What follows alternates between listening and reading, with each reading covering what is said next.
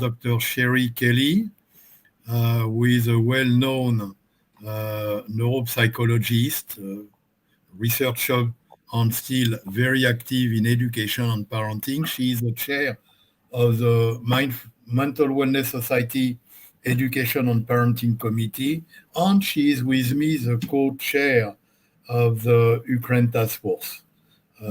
Then we have Valeriia Palii, and Valeriia is the president of the National Psychology Association of Ukraine, which have something like 1,500 members. And we have Viktor. Viktor has been a member of the Mental Wellness Society for now a year and a half, close to 2. And when the war in Ukraine started, we decided to create a Mental Wellness Society task force to help in Ukraine and to support on having Viktor to help us to have some activity in Ukraine. So, welcome to you 4 with me, and welcome also to all our viewers which are joining us. I see hello Annabelle from Africa, hello Kate in America, and hello all our friends. So let me tell you just a few words about Mental Wellness Society Task Force. Number one, the Mental Wellness Society is a society where you don't pay to be a member. We invite you, and we have now more than close to 1,200 members on LinkedIn Mental Wellness Society group. We have active coordinators in 72 countries, something like 260 now. And Viktor is one of them. And Valeriia is becoming one of them. And also, we have created the task force.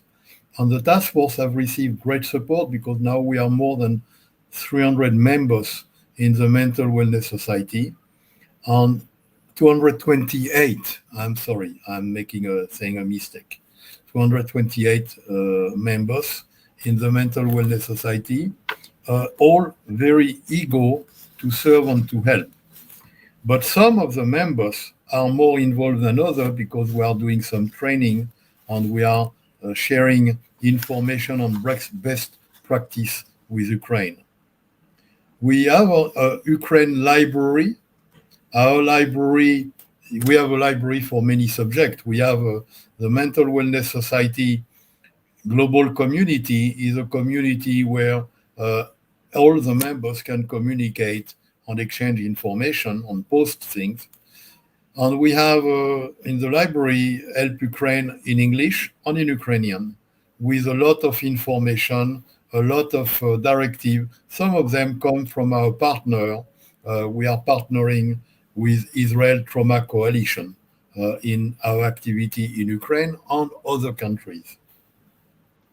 So all those activities are to help people in Ukraine, but we realize in our relation with Viktor and Valeriia that the best way for us is not to go directly with the people in Ukraine, but to partner with professionals and to develop a common strategy of mechanism to address the different trauma and the different situations which are evaluating.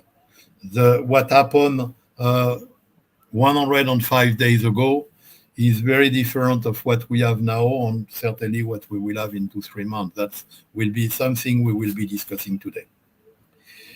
But with no further ado, I would like to ask Dr. Valeriia Palii about her cooperation of her organization with the Mental Wellness Society.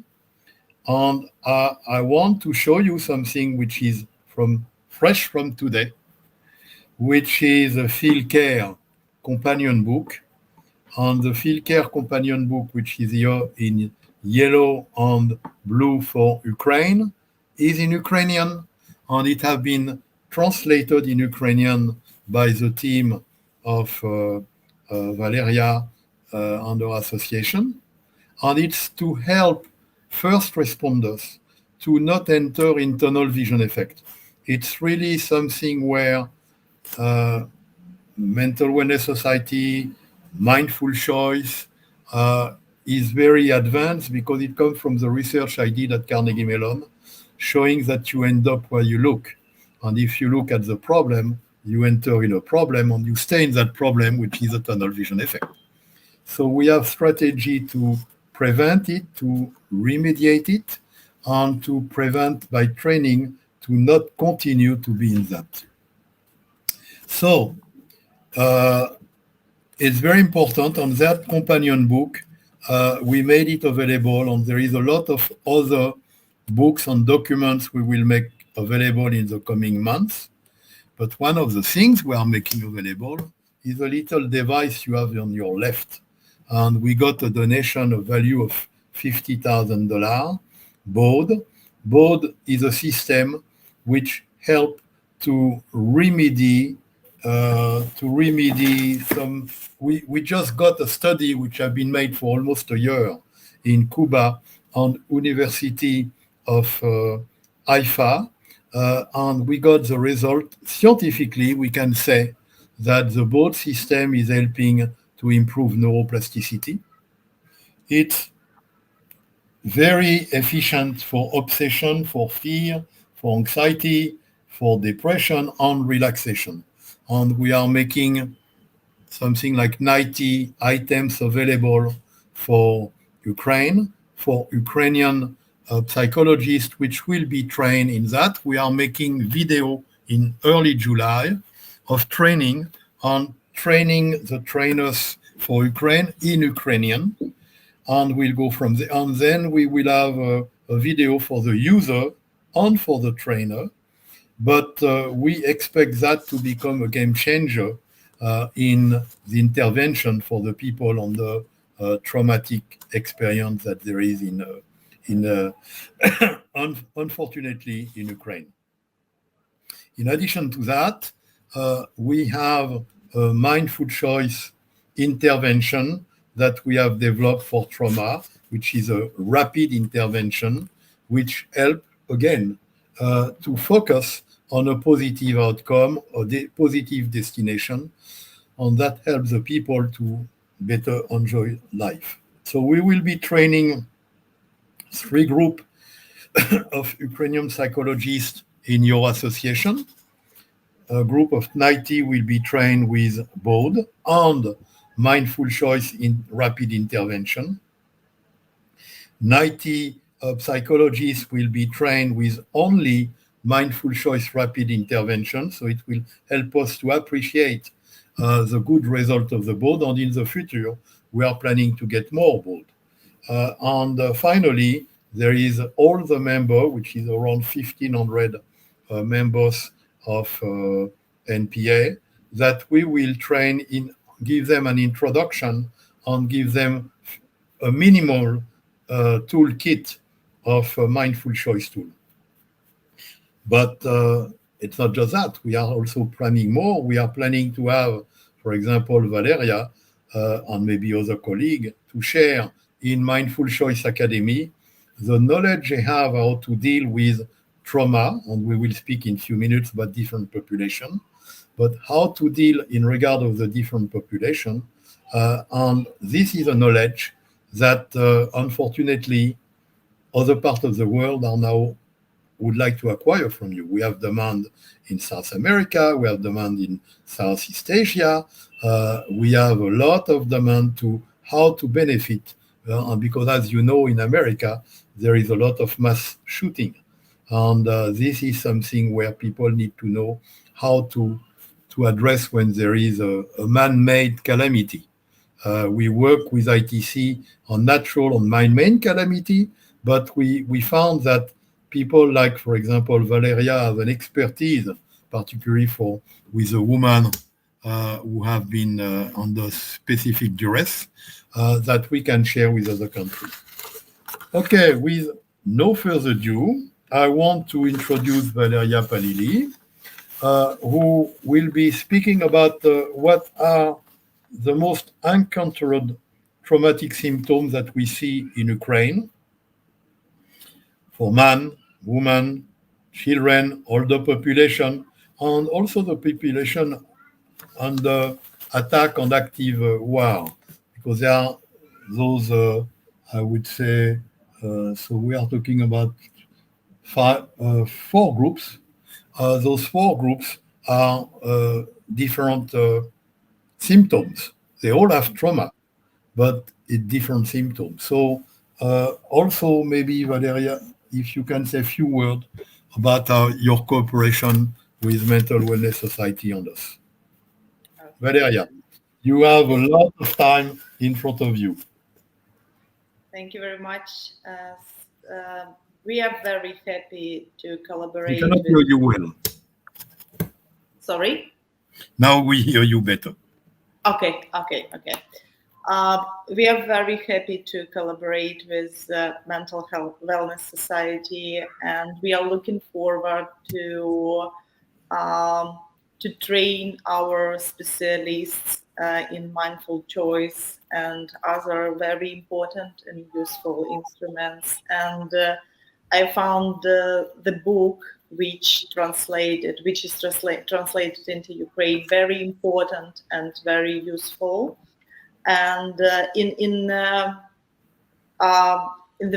the beginning of June, the NPA launched the updated crisis hotline, which provides psychological support in audio and video calls. And there are many Ukrainian psychologists work on this hotline. And I think that this book will be very helpful for them to develop their skills and help them to work more effective. Uh, um, a few words maybe about the National Psychological Association of Ukraine. We are very young professional community. We established in 2017, but now there are 1,000, 1,017 members in our association, and our members are professional psychologists who work in different fields of psychology. And many of my colleagues use crisis interventions, and they work with people who suffer from current situation, who are traumatized. And before our meeting today, I talked with them and I gathered some data because it's important to be correct and maybe to explain our situation in a better way. And I will tell you about four groups, and maybe I will start from maybe elderly people, because it's very vulnerable population in Ukraine. And I will do some maybe additional comments about our external circumstances because it's important to understand our context. Many elderly people in Ukraine, unfortunately, are insufficiently protected by the state. Some of them are lonely and weak people, and it's a big challenge for their relatives or their neighbors or for special service to evacuate these people from hot places. And their psychological state depends on which parts of the country they are in. And many of these people remember their post-war childhood. Maybe it was in 1950s, I think, and I know that many of them now uh, to tell psychologists that it's hard for them to realize that their lives began with the war and end with it. The most common problems which observed by our psychologists are problems with sleep, breathing, uh, maybe provoking some chronic diseases, depression, suicidal thoughts, and sometimes suicidal acts, high level of aggression, and this aggression towards politicians, soldiers, other people who have maybe different opinion or different ideas about the current situation, despair, and helplessness. And in addition, maybe it's important to say that people who have some organic brain problems, such as Alzheimer's disease or something like that, may experience psychotic experiences. It's very briefly about elderly people. What about children? Um, Again, it depends on many external and internal circumstances because children have different experience, different families, different health, and many more factors. And it's very important to understand where exactly the family lives, where about information about the relocation. Do this family have some problems? Did the family have some problems before the full-scale invasion? Uh, about the fathers, it's very important to understand because in some families, fathers are deployed, and it's additional pressure for children. Um, but the most common for children in general, it's anxiety, fear, panic, nightmares, and resist. I'm Like sorry, what are the two last one? nightmares Yes.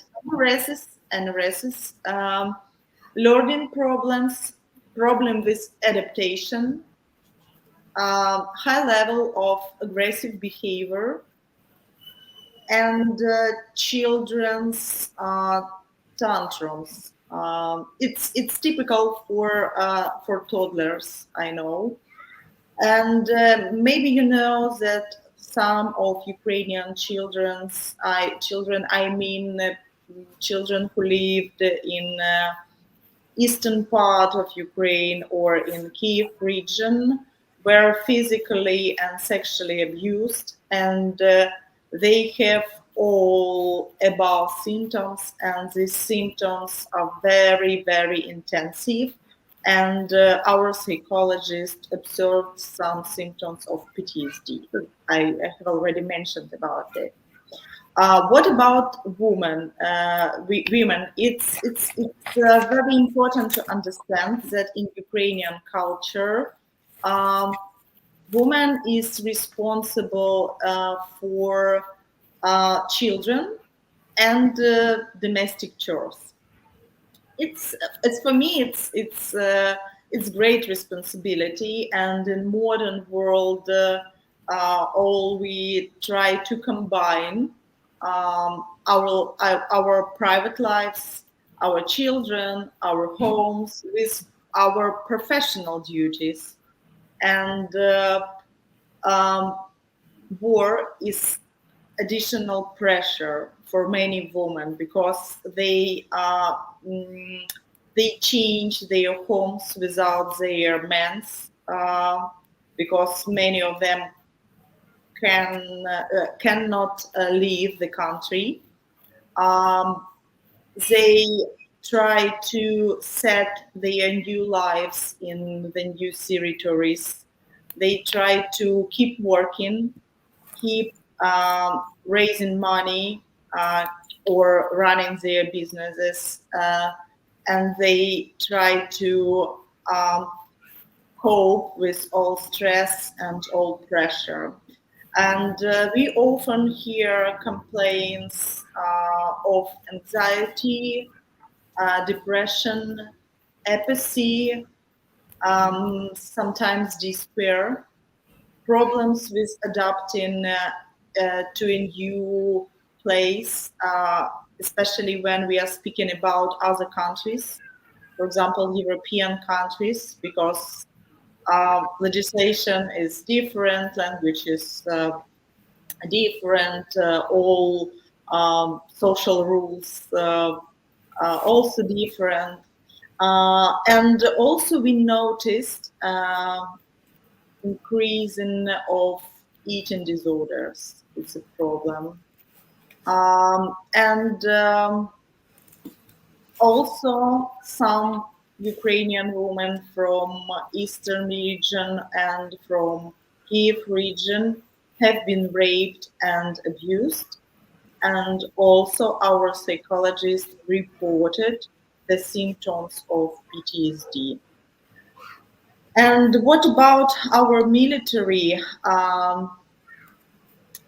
Those military, we worked during these 3 months, complained about a number of physical and psychological problems. Physical problems related to high level of stress and related to their injuries, because many of them are now in hospitals because they are wounded and they need a special cure, physical cure. But we also notice some physical problems like sleep problems, indigestion, anxiety, tremors, obsessive thoughts about previous experience or about some probabilities. Some soldiers describe the situation about moral injury when they couldn't prevent their colleagues from dangerous situation, and it had a very serious consequences for them, and they feel sorrow for it. Um, they also reported about flashbacks, nightmares, depression symptoms, and unfortunately, some of them use alcohol as a coping strategy because their experience is very, very tough, and they try to help themselves and use alcohol as a cure. Um, I want to say that many Ukrainian psychologists are involved in different initiatives. We work on crisis hotline. We work with relatives, our military relatives. Some psychologists work with soldiers. Some psychologists work in children camps or in schools, and we try to help these people.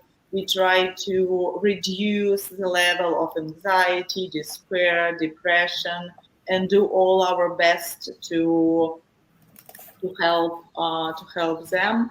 And honestly, I'm looking forward um, to working with the Mental Wellness Society and receiving new tools for our psychologists, because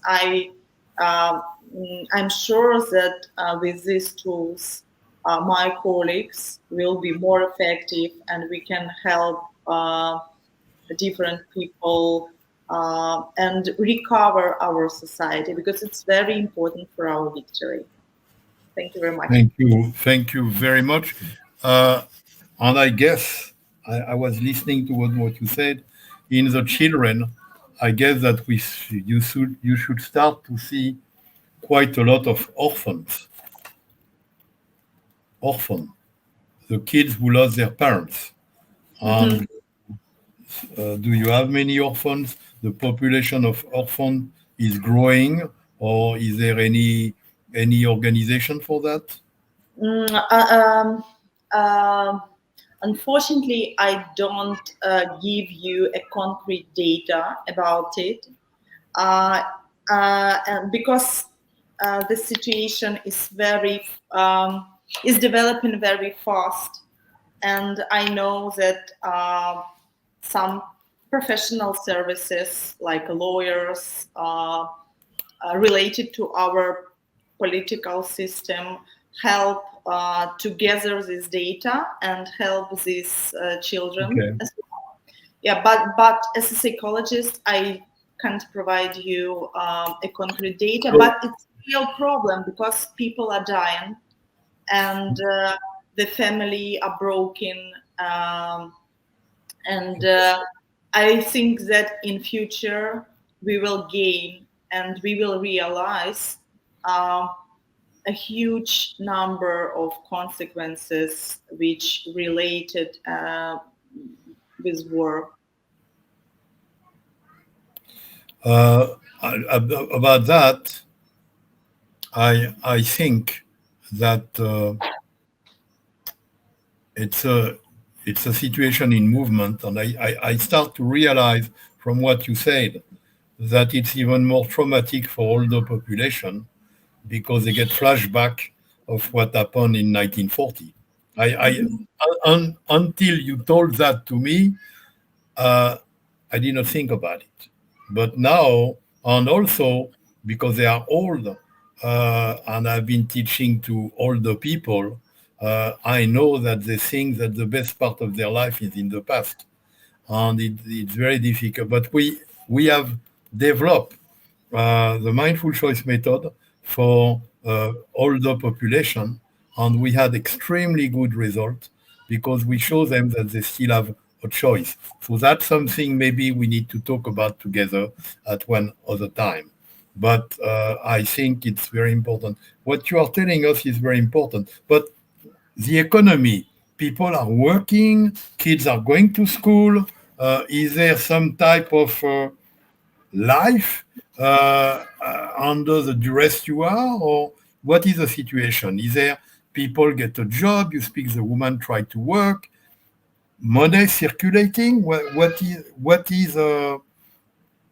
is the situation about job and money and education for kids? Uh, about education now, if I'm not mistaken, it's a distant format. And it's a tricky for parents, and it's difficult and challenging for children in current situation. What about economy? I know that in many cities, for example, like in Kiev, people keep working, keep living, keep doing their duties. And we all understand that it's very important for our country, for our economy, and for our personal lives, because our lives must go on, and we should live, and we should live full and happy life. And it's important to train and develop the skills, because I know that for many people it's really difficult. But as psychologists, we realize that it's very important message um, for Ukrainians nowadays. Okay, thank you so much. I would like to add. Help us to understand. Victor, Give us, by the way, are you living now in Lviv or are you still in Kiev? No, I came back to Kiev. I'm sorry? I came back to Kiev. You're back to Kiev, but you are involved in a refugee center in Lviv. Yeah. So you travel every day? No, not every day. Not possible. I was there last week. So you commute? Yeah, for some time. Okay. So give us the news.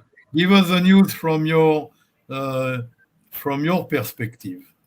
Okay, I would like to add some comments to story of Dr. Valeria regarding distance education. Yes, distance education is a huge challenge for parents, huge challenge for children. However, now I have read some comments on Facebook regarding announcement of our Ministry of Education that since September 1, we will have in-person education. So all pupils should to go to school physically and to be physically attended to the education. And at the same time, this announce create again additional huge challenge for parents, because many of parents are abroad. Some are in other cities. They are internally displaced person. So this announcement of our ministry again create huge resonance in our society. So distance education is bad, and in-person education is also bad in our situation. And regarding situation in Lviv terminal station, yes, I was engaged to the activities of Israel Trauma Coalition, and I have many trainings with participants, with helpers. That's why I was so happy. You got help by ITC from us, because they are our partner, and we ask them to help you, to train you. ITC is our partner, not just for Ukraine, but in other parts of the world. Yeah, okay. Yeah, absolutely. Surely it will be in cooperation with Mental Wellness Society and Israel Coalition, and we conducted this training, and thanks to you, I am here. So I was working online, and I aim to work in person. That's why I was elated by idea to work physically with refugees, and I came to refugee center in the terminal station in Lviv 2 weeks ago, but I should, and just I came in the morning, so I will start my volunteer shifts at once. So I came back from train, and at once I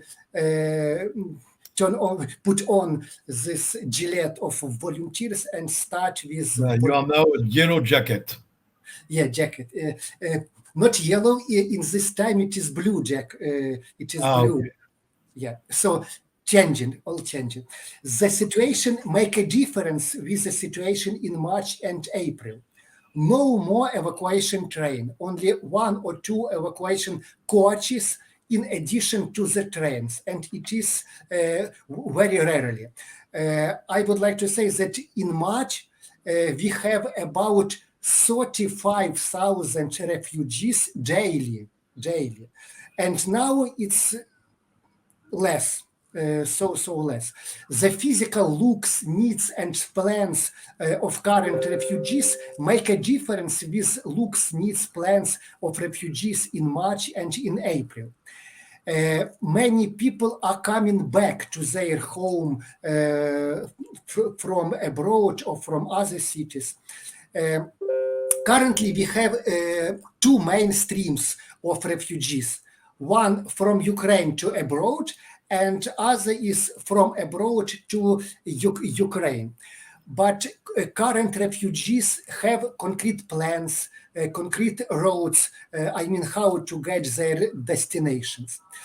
And I would like to say that they make a difference with the refugees in March. So they need this crisis interventions. They need physical help and social support. They need extremely this social support.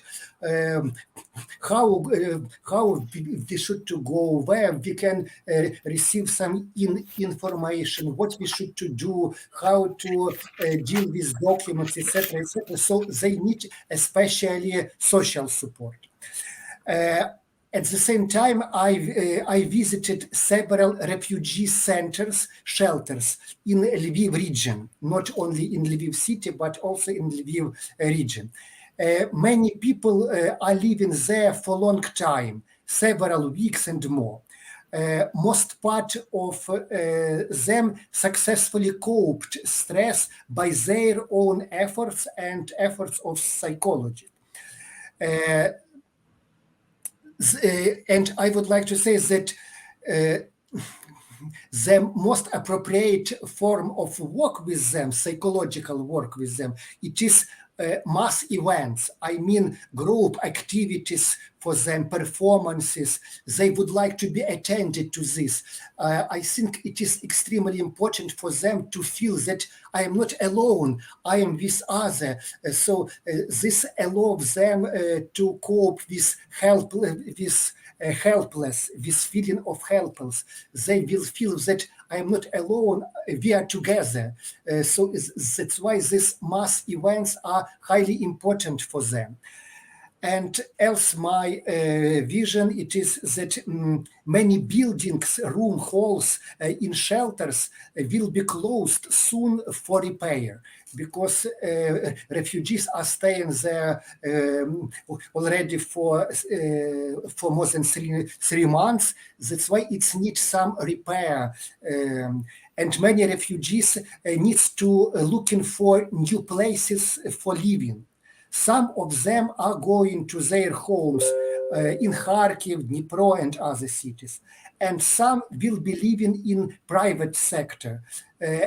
But some decided to go abroad. However, unfortunately, some of refugees haven't already owned homes. Their homes are destroyed by bombs, by attacks. The main questions for many of them is how to continue the life, where I can continue the life, when we should to go, and where we should to go. I think it is the main questions for them, and at the same time, the main questions is where and when we can be employed. They are looking for job in order to raise the money. And again, I would like to say that they need social support mostly than psychological support. So that's why I think we have different picture, different life. Some life of people who are living in safe place. Some picture of life it for people who are living in shelters, others living abroad, others living under the bomb and alarms. It is. Unfortunately, it is. But I think we should. I think that social support should receive great deal of attention of current mental health professionals. It's my Thank you very much. With social support, I was thinking also that we have on our group different specialists of art therapy, music therapy, color therapy. They could be very efficient for that population. So for the next meeting, I will try to get some of those experts to be present in the next meeting to speak about art therapy and that type of thing. But that could be useful. Thank you, Viktor. So at this point, I am asking my colleague, well, she became more than a colleague. She's now a partner in so many projects we are doing together. She gave me ideas. She gave me projects. She tasked me. She make me work. And she reproached me that since she knows me, she does not have any more life. But we enjoy what we do together. Hello. Tell, I know you have questions. I do have questions. Thank you so much. I'm going to ask Valeriia, given what you're learning from the hotline and what Viktor has so eloquently shared, how can we help you provide social support services for the people of Ukraine? Tell us what you need help with, how we can help. One idea is to see if we can help organize with our different colleagues here with specialties, webinars that might include everything from art therapy to music therapy to group therapy, social support groups. Tell us what you think the people need and how we might be able to work together to help bring these services to the people of Ukraine. Thank you very much. It's a very important question, and I'm pleased to give the answer. We need different type of help. For example, it's essential for us to support our psychologists and provide for them supervisions and different webinars about trauma. Many of our colleagues have already have a good knowledge of crisis intervention, and the next step is give them more information and useful tools about how to deal with trauma, about resilience, about development of effective coping strategies, short, brief interventions, because honestly, it's really challenging to provide support for a big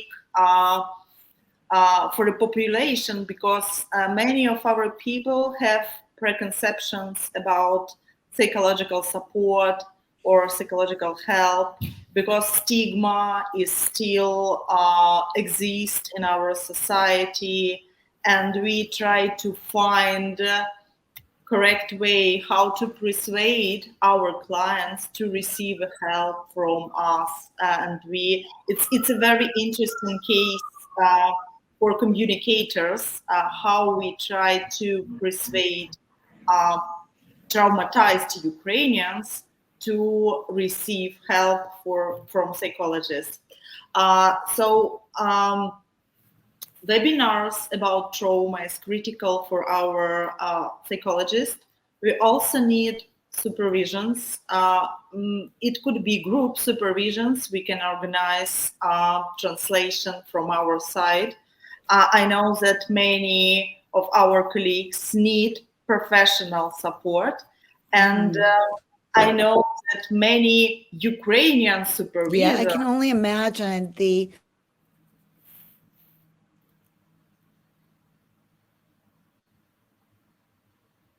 Hello. Sherry is out of order for a few minutes. Sherry, are you back? Sherry, are you back?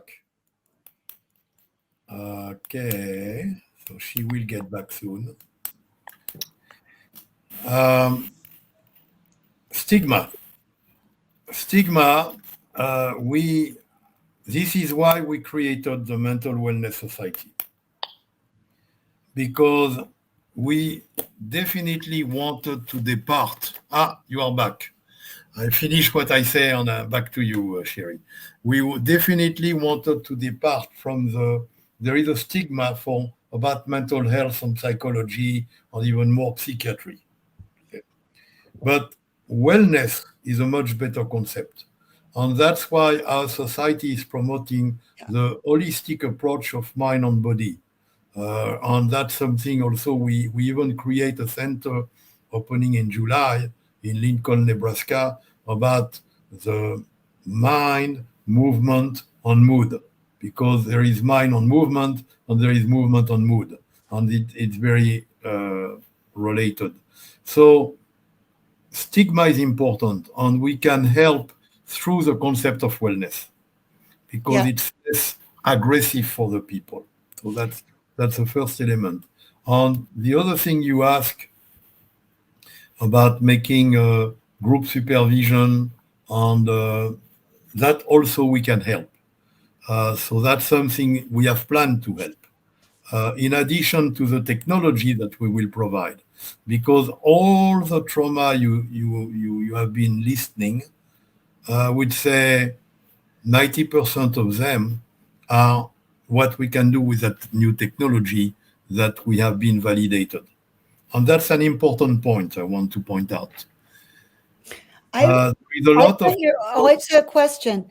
I bet, you and your psychologist must be very overwhelmed right now with, and how many calls do you think you're getting a day on the hotline? And how do people find out about your hotline? It depends on hotline. For example, in our hotlines there are 2 or 3 psychologists working at the same time, and they working by shifts, and why one shift is 5 hours. So approximately they receive 20 or 25 calls for a day, but it depends on about promo of the hotline, because communication is very important, and we need to deliver information about us to vulnerable community, to general population as well. So it depends on approach, because I know that some crisis intervention work and provide 15-minute sessions. Some of them offer 30-minute sessions. So, and that's why the total number can be different. But and it depends on human resource. And I think that now there are maybe 10 national hotline, but this hotline are focused on different topics. Oh. For example, some of sexual violence, abuse, some of them for children, some of them for adults, some of them for soldiers and their relatives. So we try to divide different populations and offer them very targeted and tailored approach. The hotline is by phone or by video? Both. We collaborated with Amazon company. I think that this company. It's a huge, well-known American IT company, and they gave us the platform, and they help us to customize, to accustom this platform to our needs. And this platform works for audio and video calls. Audio calls, it's more popular because people are calling from different places. In some, they want to keep their privacy and don't show their face. But audio call are producing more trauma for the first responder than the video call. And the audio call are more difficult to deal with, and you don't have the contact with the eyes, and you don't have a certain number of things. So the problem is that the audio call is triggering a much higher number of precarious trauma. That's something we have studied when we made the field care companion book. So, okay, but very important information. I want to ask, Valeria, you've already started using the field care book with your psychologists? We haven't. We just finished our. Just finished to translate. We will be putting it online in the coming days on the Mindful Choice library. We will putting it online in the Ukraine Taskforce, and we will make it available for Valeria to also put it in line. So it will be largely available. But there was a point I wanted to state is we are, as a mental wellness society, we are very cautious because there is many people who are doing different type of intervention, and they might work, or they might be in an anecdotal way working. But scientifically, they have not been validated. So we, us, the Mental Wellness Society, we will not be recommending anything which is not with a scientific validation. We were in relation with Baud before, but we will not promote it before we were sure that it was scientifically proven that it works and there is no negative effect. Because I heard about different technique which could have side effects and could eventually, if they are not well done, for example, all the self-healing or self-treatment type of intervention, not all the trainers train the same way the people, and all the subjects don't receive it the same way, and they can eventually not use it correctly. And that's also valid, for example, touching therapy, which touching have a lot of advantage. But at the same time, it can trigger, and I was speaking about that with our partner at ITC. Yes, it had that advantage, but it's not proven scientifically, number one. And number two, it can trigger something which was deep down and it come up. And then the person who has done that touch therapy does not know how to deal with a problem which has been created.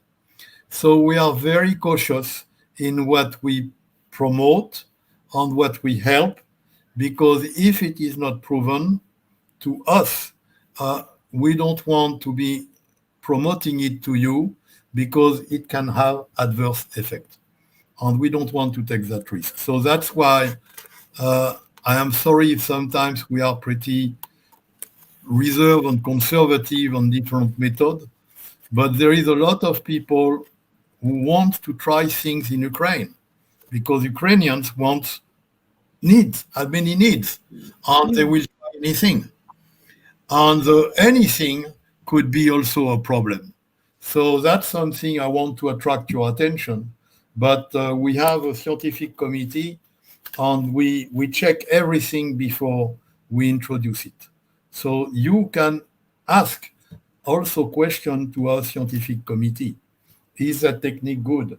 What do you think about that technique? What do you think about this? What do you think about that? We'll answer you, and we will give you research. We will make a research. We will look and we'll give you an opinion made not by me, but by specialists. So I think that could be valuable for you. What do you think, Valeria? Yeah, I completely agree with you, and I think that evidence-based approach is very important because in Ukraine we are developing proven psychology, and we try to use validated techniques and methods, and it's very important. And yes, we have already come across with different offers, but some of these offers are not related to evidence-based psychology. It's just a practice, maybe good, maybe no, but we don't want to risk and to make an experiment. So it's very important to use evidence-based approach and techniques, especially in situation when we are speaking about trauma and its consequences. It's trauma. We are not talking about anything else than trauma. And trauma can come on the top of trauma. So you can count on our group to help you to see through those things. Because I know that I heard from Viktor, there is a training there. There is somebody else who proposed another training. I just realized that the training are some type of medication for many of your colleagues because it changed their mind of the problem of today. And it's some type of mental medication, I will call it. But we have to be careful because some of those things are not necessarily you have to be very careful because they are not necessarily evidence-based and proven. I'm just indicating things because I heard about different things which were not necessarily completely kosher, I would say. Well, it's a crisis situation, and I want to just, we're coming up on the top of the hour, and I wanted to make sure that our participants had time. Do we have time, Dr. Meyer, to ask Valeria and Viktor questions?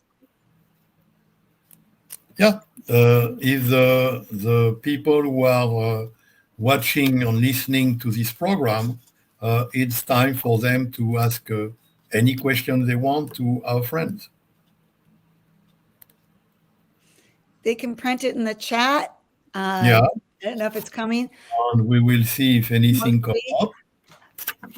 Viktor and Valeria, this is just like really basic question. But how are you getting support for your hotline, your services? Is this from the Ministry of Health?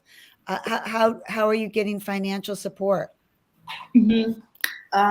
We got financial support from the UNDP project in Ukraine, and they gave us money for our psychologists and their salaries. Okay. The second part of our financial support was provided by the American Psychological Association, and with this money we have covered. We will cover the supervisors for our project, and the technical support provided by the Amazon company. Great. So and also we receive some small funds from individual psychologists from different countries, and we use this money for enhancing our hotline and maybe to add more psychologists to our project. So it's very available and for us and important. So if everyone wants, you can help us and donate our project. Okay. Actually, stupid of me. I did not think about it before. So, but it's never too late to have a second chance. You should send me the information for the donation, and we can put it on our website in Help Ukraine. Okay. So that could be a way to help, practical way. So we have a question from Mr. Shrink Crap. Hello, might we consider using EMDR approach remotely, as I do with the help of a translator? A question for the future, perhaps, and it comes from Richard Rappaport. Anybody wants to answer that question? Okay, Viktor, please, you. Yeah. Yes, I can provide you with response. We are developing project on the training for EMDR. It will be light version of EMDR for helpers, and we are working on this with educational hub of National Psychological Association. So we are doing on this, but of course we highly appreciate your contributions, and we are ready to consider your questions, and we are ready for communication in order to increase this our training, and we can include your method report.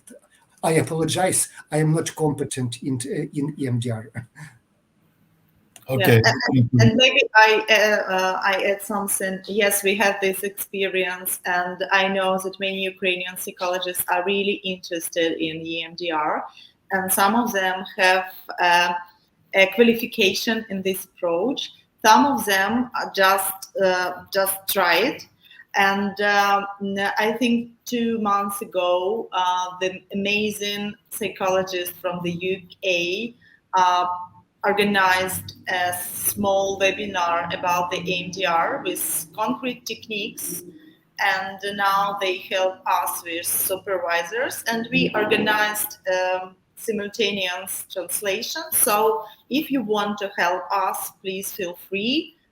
We can help you to organize your webinar for the NPA. Thank you. Thank you very much. Well,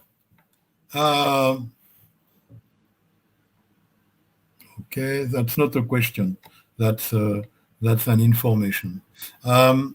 Okay, so I think we will have another meeting in 3 weeks. Let's say 3 weeks will make us basically, we will have the meeting when you come back from a foreign country, Valeria. So when are you back? I hope I will back on 22 of June. I hope. 22 of June. So we can have it end of June or beginning of July. Oh, okay. Okay. Perfect. So I want to thank, of course, my colleague for their very illuminating information and contribution.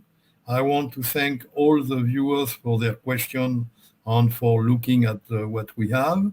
And this will be posted on many different social media. So it's not just the number of the people who are looking now, because you need to look at, for the 3 coming weeks, we are promoting this footage on many different social media. So thank you for everybody. And again, keep safe and be happy despite that situation in Ukraine. Thank you. Be happy. Thank you. Bye-bye. Thank you so much. Bye-bye.